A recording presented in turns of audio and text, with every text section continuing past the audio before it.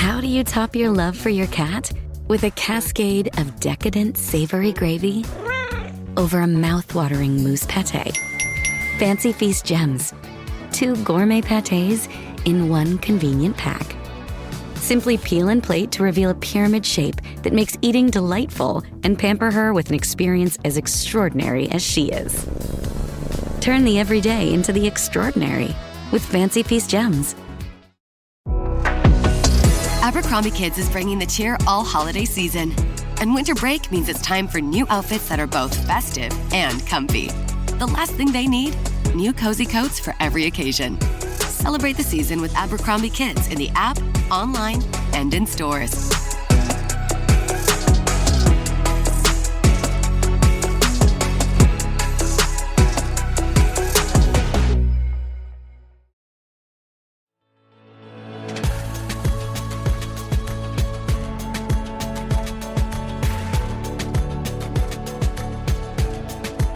I am Nicole Khalil, and you're listening to the This Is Woman's Work podcast, where together we're redefining what it means, what it looks and what it feels like to be doing woman's work in the world today.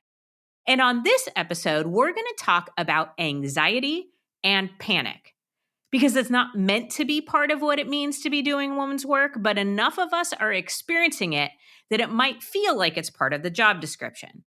So let me say up front that this isn't going to be one of those think good thoughts or just breathe kinds of episodes. Because I don't know about you, but when I'm on edge and somebody tells me to breathe, there's a small, not so mature part of me that wants to hold my breath until I turn blue just out of spite. And telling me to think happy thoughts when my heart is racing feels like the emotional equivalent of being told to calm down. And never in the history of calm down has anyone actually calmed down by being told to calm down. No, today we're going to explore the revolutionary idea that anxiety is not all in your head. Our guest is here to explain why retraining our nervous systems, not just controlling our thoughts, is key. She's going to teach us how to listen to what our body is screaming for and then respond. We'll talk about the 9 types of anxiety and how to identify yours, what your panic symptoms are actually trying to tell you. Spoiler alert, it's not that you're broken. And how recalibrating your nervous system and gut health could finally bring you that elusive sense of calm that we are all craving. So we're flipping the script from what's wrong with me to what is my body telling me. Because I don't know about you, but I'm ready to panic less and live more. So let's get started. Dr. Nicole Cain is our guest and is a pioneer in integrative approaches for mental and emotional wellness. With a degree in clinical psychology, training in EMDR, and a license as a naturopathic physician, her approach to mental health is multidisciplinary. It includes medical, psychological, and holistic health. And her book, Panic Proof, the new holistic solution to end your anxiety forever, is on shelves now. Nicole, I'm so grateful to have you here to talk about this very important topic. And I think maybe the best place to start is with these 9 types of anxiety, because I may be alone in this, but I didn't know there were so many varieties of anxiety. I thought it was just one big heart racing, stressful experience. So 9, seriously? Yeah, there are 9. Yeah. And it's so valuable to know the 9 in their nuance because generally speaking, we've had a giant bucket of, well, you feel anxious and we just sort of eeny, meeny, miny, mo how we're going to treat that. Either antidepressants, which can make us feel like zombies, cause weight gain, crush our libidos or sex drive. Maybe they'll prescribe an anti-anxiety medication like a benzo, a Xanax, or a Klonopin. But then we find that we just have no motivation. We can't go to work. We're passed out on the couch.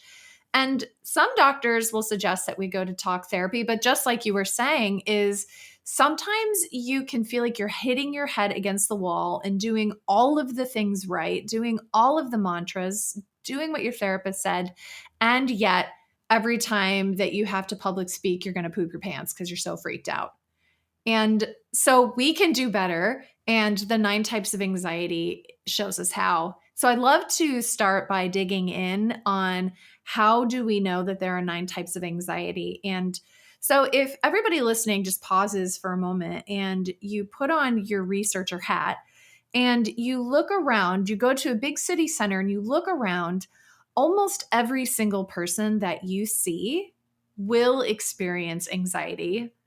Upwards of 85% of them will have anxiety significant enough that is getting in the way of them living their best lives. Or in some of them, it's getting in the way of just general functioning. And we found in the research that if we were to ask all of the different people what anxiety feels like for them, you'll get lots of different answers. And if we categorize and arrange those answers into systems, we come up with about 9. And so I'll share what those 9 systems are, and then we can dig into each a little bit more detail together. Does that sound okay?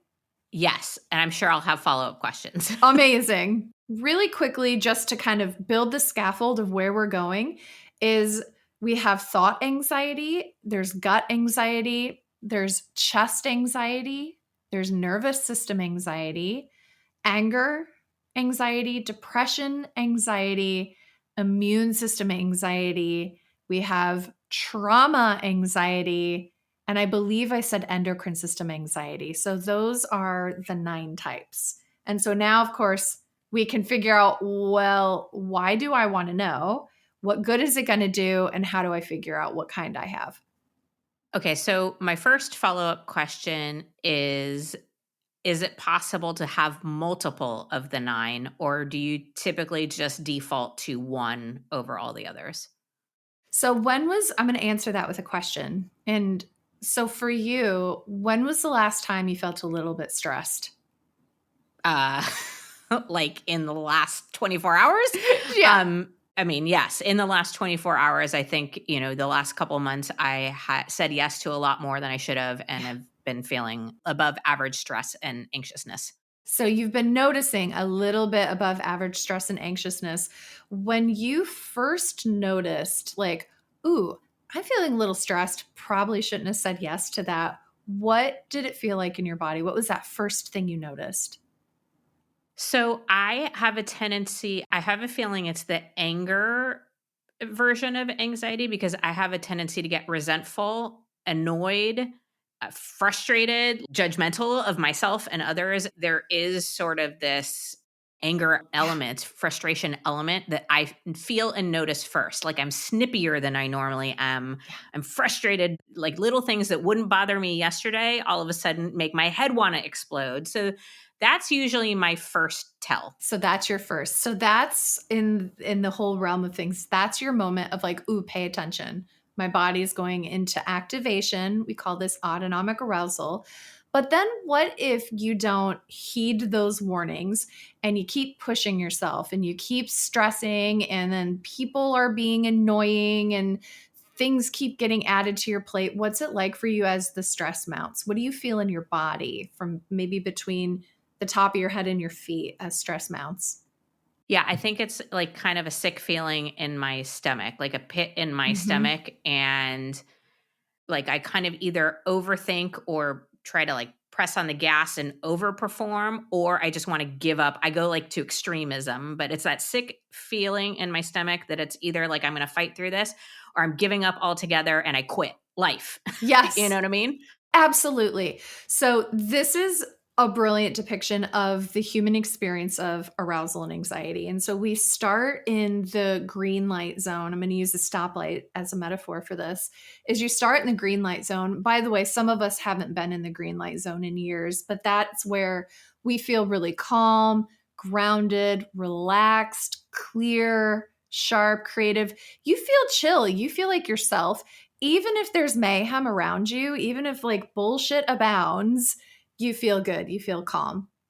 And then we start to get a little more activated and we're shifting into the yellow zone. And so that's that moment that you were describing of, ooh, I'm feeling a little more irritated, or I'm feeling a little bit more angry, a little bit more frustrated. So the body is whispering, it's giving you data.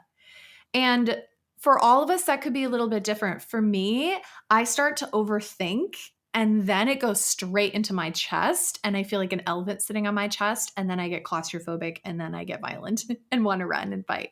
And so for you, as you go into more arousal, more symptoms start to emerge. And so what you described.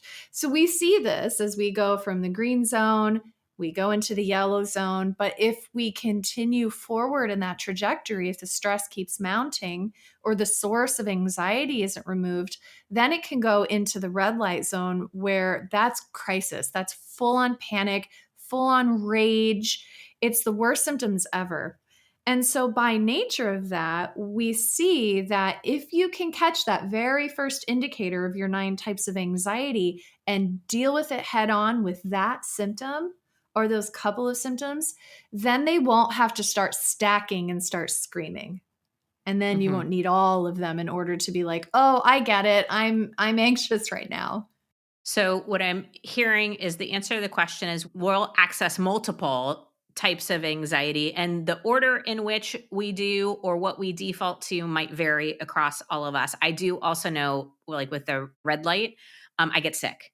My body is basically, I've given up on you figuring yourself out, so I'm going to figure it out for you and lay you in bed for a week type thing. So then I would say that immune system Yeah. anxiety is where that comes in. Yes. I know you have a quiz on your website that can help people figure that out for themselves. Yes. What they're, right? Yes. Okay, so once we identify our anxiety types, I'm assuming then there's the next step of figuring out how to prevent ourselves from landing at a red light. Exactly. You just hit the nail on the head, because most of the time people are like, okay, what do I take or what do I do? But what you wisely just pointed out is that it gives us the power to be preventative, and it gives us the power to create solutions before our body's screaming and shouting. So your first assignment, if you're listening to this conversation, is to draw a picture of a stoplight or print one out, and then write down in each of the zones what it feels like for you. What does it feel like for you when you're calm? As you get a little activated, what's your canary? And then what is it like in the yellow? And what's it like in the red? So then once you really become familiarized with what's happening in your thoughts and your feelings and your behaviors, then we can go to the next step and figure out what your strategies are going to be. And those can be really efficiently tailored to the 9 types, which can work better. And we're actually already doing this in modern medicine. If I may, I have an example that might help with those more analytical, like I need you to prove it to me types, which I am. Yeah, please. I have that too. Yeah. So yes, please. Yeah.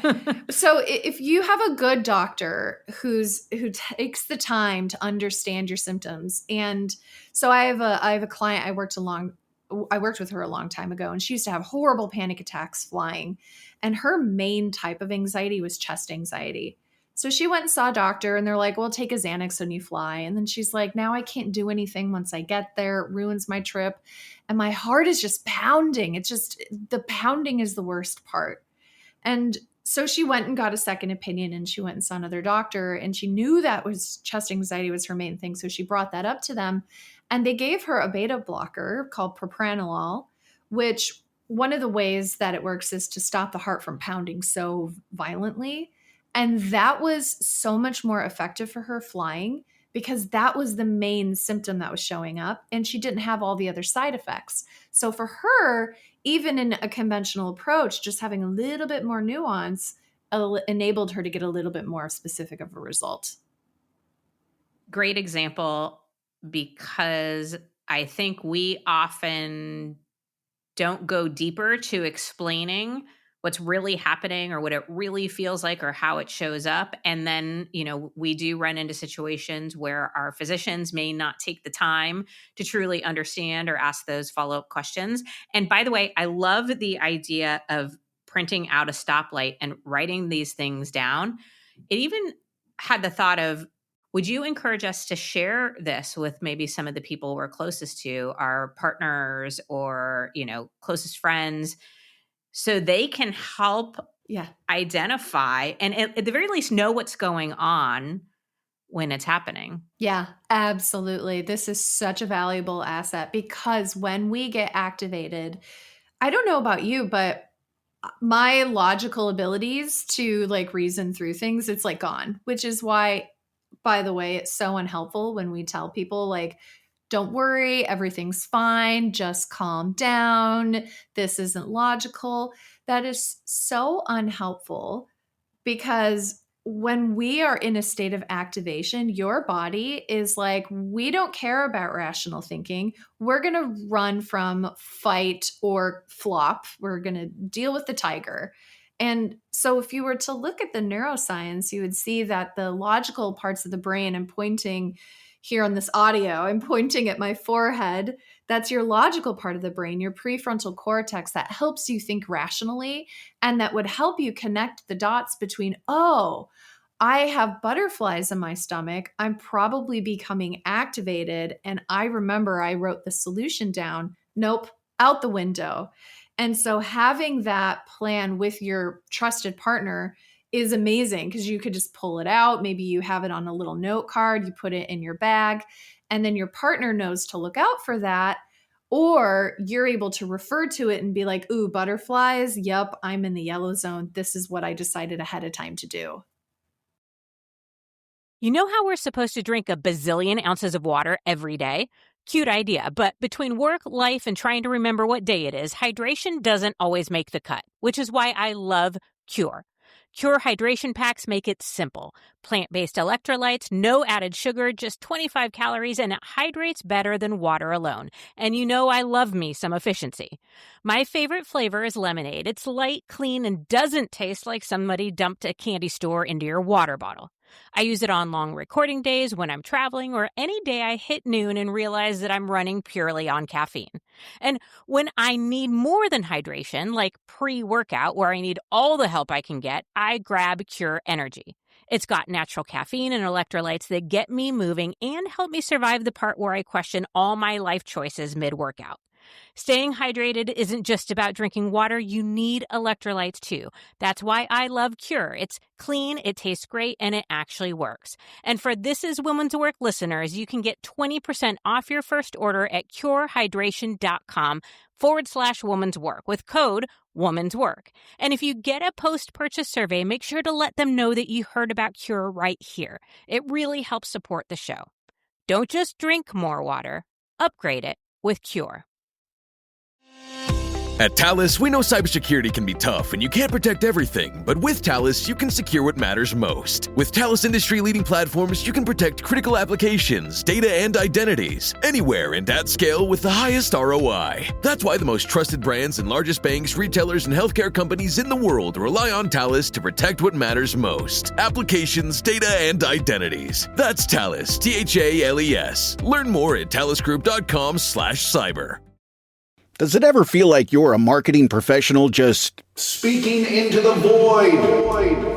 But with LinkedIn ads, you can know you're reaching the right decision makers, a network of 130 million of them, in fact. You can even target buyers by job title, industry, company, seniority, skills, and did I say job title? See how you can avoid the void and reach the right buyers with LinkedIn ads. Spend $250 on your first campaign and get a free $250 credit for the next one. Get started at linkedin.com/campaign. Terms and conditions apply.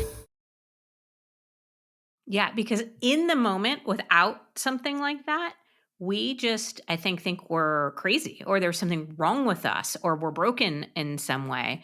And so I guess that leads to my next question, which is, whatever our 9 types are, and however it shows up for us, what are our symptoms trying to tell us? Like, what is it giving us insight to? What should we be listening to? What should we be thinking besides, there's something wrong with me? Yeah. This question brings up so much gratitude and love for my past self, who was in the wreckage of just sheer terror and horrible autonomic arousal and being at war with my body. And I don't know if anyone listening really resonates with that. Like, my body is in rebellion. Maybe perimenopause has been a nightmare for you, and you're getting hot flashes and you're angry and everything feels like it's going wrong. And it feels like I'm at war against my body and my body is trying to punish me. And what I want you to consider is that the body is wisely designed to tell us what's out of balance It's wisely designed to tell us what needs healing. And then our job is to learn how to uncover and decode those messages so that we can allow healing. For example, if you eat moldy cheese and you get diarrhea, your body tells you that cheese was very, very bad. Don't eat it again. And then you can say, oh, thank you, body, for giving me that information. Similarly, when you start to get a rash every time that you're in the presence of this particular person, and you just break out into hives and you just feel like you're trapped in your own skin, your body's giving you data. And so our job is to figure out what that data means. And breaking it into 9 types can make it a whole heck of a lot more easy to figure out. So I am not a medical or health and wellness expert. So this question may not be the most intelligent one, but do the types of anxiety we're experiencing have a direct correlation or clue us into what might need attention or healing? So, for example, you talked about your chest. I talked about, I feel it like a pit in my stomach. Does that mean that we're maybe looking at 2 different things that need to be healed? Is it giving us insight into what to focus on, is basically my question. I have found that to be incredibly helpful with my clients. Absolutely. And everybody's body is a little bit different. And so somebody can have an imbalance. Let's start with the gut microbiome. Everyone's talking about the gut microbiome right now and how the gut, the bacteria, the genetic material in your gut, we know that that communicates with the vagus nerve, which then sends signals to your brain to affect your thoughts and your cravings and your emotions and your behaviors. We know that that's a very strong bidirectional axis. We also know from the literature that certain bacteria, if we take them in the supplement form, we call this a psychobiotic, that can help to improve our mood. So we have now this opportunity for research to try to figure out what are the linear connections, because we used to think we know. In the 1960s, 1970s, we had the birth of the chemical imbalance theory, which said, oh, we give drugs, fluoxetine at the time, Prozac, and increase serotonin, and some people feel better. That therefore must mean that low serotonin makes you feel bad, more serotonin makes you feel better. But then in 2022, that whole theory was debunked, and we know that isn't the case. There's more to the story. And so in the unknowing, we have an opportunity to really try to figure out what that is. And one thing I can tell you for sure as we can get, is that your symptoms are your body and your body's nervous systems and your mind and your behaviors, adaptations or coping mechanisms to something that either happened to you, happened to your ancestors, or didn't happen to you, to try to help you survive better. And so when we look at it from that lens of, okay, I have these symptoms, I know a little bit about the biochemistry and physiology, or I know a great book that will teach me about it, and I can look back at my history and figure out what that might be in response to, suddenly we have so many more answers versus just try to talk yourself out of it and suppress it and make it go away. Mm-hmm. Yeah, because I think that's a lot of what we've been consciously or unconsciously taught, right? Stuff it down, ignore it, set it aside, move forward, and forget about it. I put in air quotes. Yeah. And that seems to not ever work, right?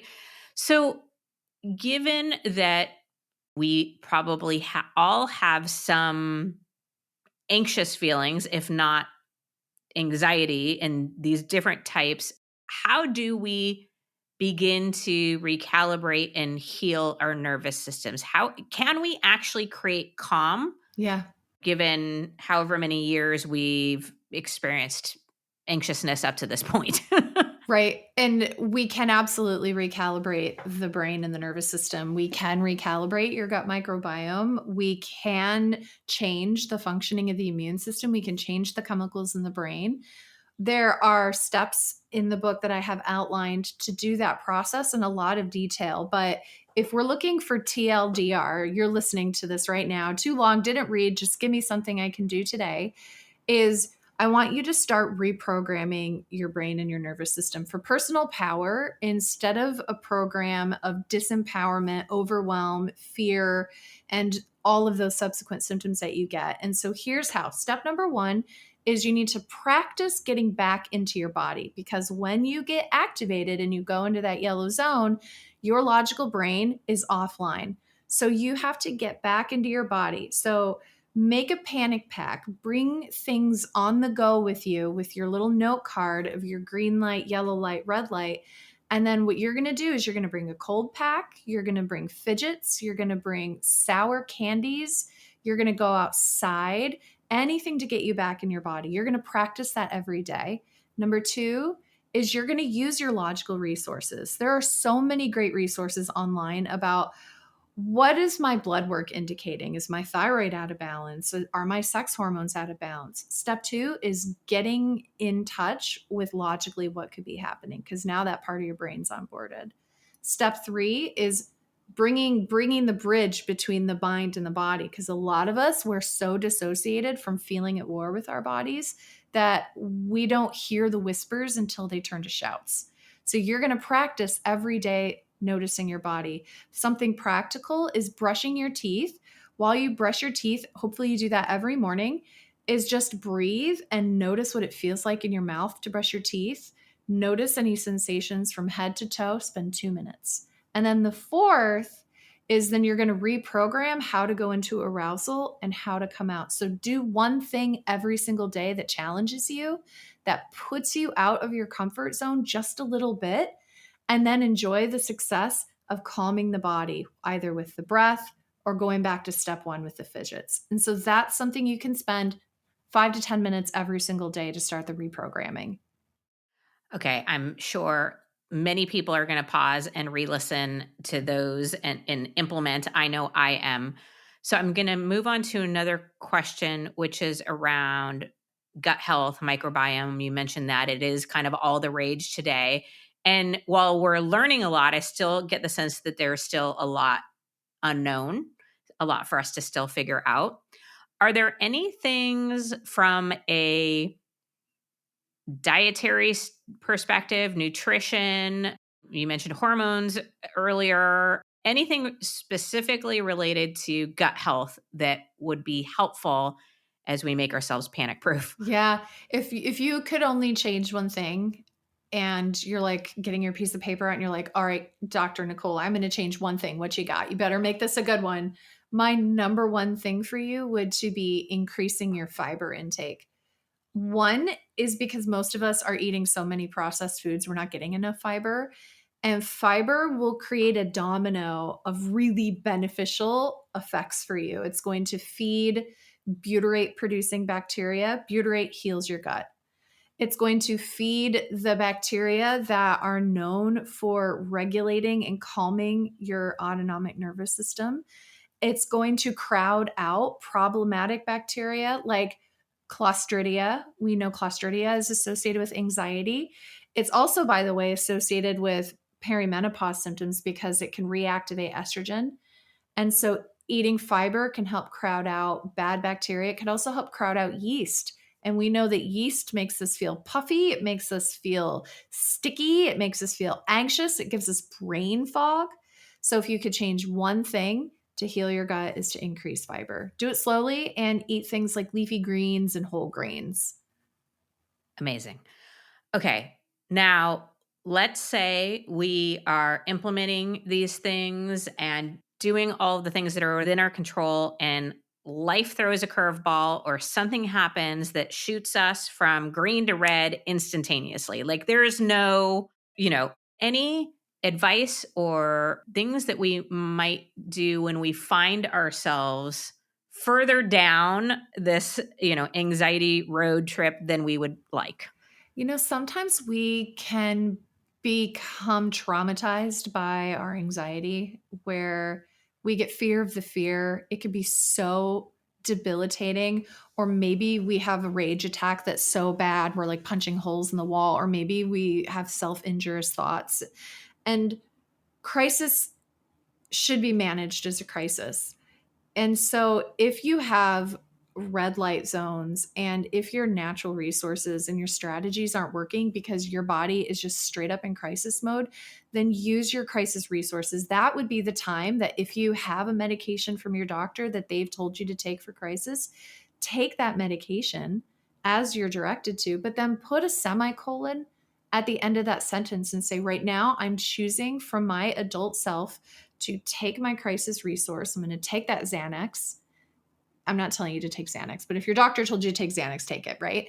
And then next time you can start doing more work to figure out, okay, what was that? Where did that come from? Where can I take power before we end up in crisis? But absolutely, if you're in the red light zone, don't torment yourself by trying to do breathing and trying to calm down. Use your crisis resources. Okay, good advice. My last question, and I'm trying to think how to frame this. I think we have a tendency to take feelings like panic, anxiety, and fear, doubt, failure, messiness, and we put it like in the bad zone, right? We want to avoid feeling those things at all costs. And yet, one of the things that I'm gathering from what you're saying is not that these feelings feel good, but the information might be good to have. Yeah. And so, any tips for reframing panic and anxiety in our own minds so that it's not something we automatically try to avoid at all costs or say, this is bad, therefore I'm bad, so that we can open up maybe some more opportunities for ourselves when we start to feel them? Yeah. Just remember that your symptoms are data and your body loves to give you data. And so as an example, I don't really like to fly. I used to have a fear of flying, and just like my client did, beta blockers didn't work for me, sadly. But what has been the most helpful is that when my body produces yucky feelings, and for me, it's like electricity in my teeth and my heart is pounding and I'm sweaty and a little dizzy, is if I describe this as the upper bird. If I can just disassociate myself from the symptoms just enough to be like, oh, that's interesting. That electricity is real extreme. And instead of labeling it as good or bad, is try to be the upper bird. And so here's the metaphor of the upper bird is I learned this from my Ayurveda teacher. And so he talked about how mayhem, chaos, terrible, awful things, dumpster fires, they're on the street below. You have a lower wire and a bird is sitting on the wire, and she's close enough where she's getting whiplash from everything. She's getting all of the emotions. And that's when we're in it, when we're in the anxiety. And I feel terror. I am terror. Like we really identify with it. But if you can dissociate yourself and rise above it just a little bit, and vagus nerve work can help, calming the body work can help, and just allow yourself to be the upper bird, you're a little bit more distanced. You can look down and be like, oh, that's yucky. Oh, that's interesting. This is data. I'm going to write it all down because later I'm going to use this data so that I can be even more empowered to heal. Thank you, body, for that information. Great answer. Great analogy. And the word curiosity popped in my head several times. Maybe, that's that upper wire. That's the difference of getting up there is allowing yourself that period of curiosity in understanding what's happening, why it's happening, and what you might want to do about it. I think sometimes when we hear the word disassociate, we think of again, not feeling our feelings, but that's not at all what I heard that you said. It was more about being curious about them. So thank you. Incredible information. I know our listeners are going to take so much away from this, but I also know they're going to want to learn more. So Nicole's website is drnicolecain.com. As I mentioned earlier, she has a free quiz. It's called the Anxiety Quiz, which goes through the 9 types of anxiety, and you can figure out which ones are yours, and then maybe take that information and print out your stoplight and go from there. And also be sure to get your hands on the book Panic Proof on Amazon or your local bookstore, wherever it is that you get books. Nicole, thank you. This is such a good conversation. It was great to be here. I loved it. Thanks for having me. My absolute pleasure. Okay. If you've been feeling like your anxiety is trying to run the show, I hope you leave this conversation feeling encouraged that it's you who gets the final word. Your body isn't betraying you. It's talking to you. And now, thanks to Dr. Cain, we know it's not about fixing what's quote unquote wrong with us. It's about tuning in, listening, and giving our bodies exactly what they need. Anxiety and panic don't get to define us, and they sure as hell aren't prerequisites for doing woman's work in the world today. The real power lies in learning to honor all the signals, the messy ones included. Because when we listen, we create space for calm, for healing, and for joy. So here's to living lighter, loving harder, and reminding anxiety that we're the ones in charge. Because that is woman's work.